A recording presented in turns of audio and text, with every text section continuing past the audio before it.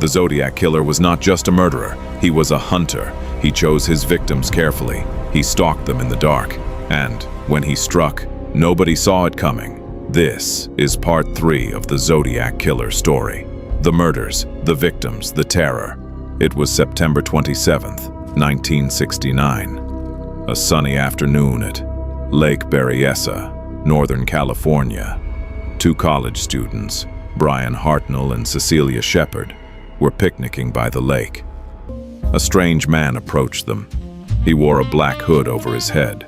On his chest, a white crosshair symbol. He tied them both up. Then, he stabbed them repeatedly.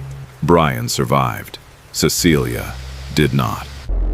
Before leaving, the Zodiac walked to Brian's car and wrote on the door with a black marker the dates of his previous attacks. He wanted credit. He wanted the world to know. It was him. 3 weeks later, October 11th, 1969, San Francisco. Late at night, a taxi driver named Paul Stein picked up a passenger. The passenger asked to be taken to a quiet neighborhood. When the taxi stopped, the Zodiac shot Paul Stein in the head at point-blank range. He then tore a piece of Paul's shirt. He would later send it to newspapers as proof.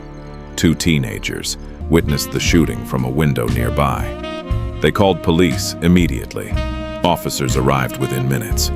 They stopped a heavy-set man walking calmly nearby. They let him go. They thought he was a witness. They had no idea. They had just spoken to the Zodiac Killer himself. After the Paul Stein murder, the Zodiac called the Vallejo Police Department.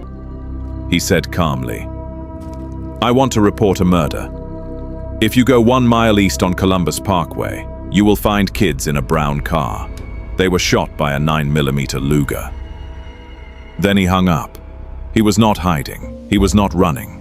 He was playing a game, and he was winning. The confirmed victims of the Zodiac Killer were 5. David Faraday, Betty Lou Jensen, Darlene Ferrin, Cecilia Shepard, Paul Stein. But the Zodiac himself claimed 37 kills, 37 lives, 37 families destroyed, 37 cases that may never be solved. After the murders, Northern California was paralyzed with fear. Parents kept children home from school. People refused to go out at night. Taxi drivers refused to work alone. An entire region held hostage by one man. A man with no face, a man with no name, a man who called himself the Zodiac. The Zodiac killed. He taunted. He disappeared. But who was he? Was he a genius, a madman, an ordinary person hiding in plain sight? In part 4, we reveal the suspects. The man investigators were certain was the Zodiac.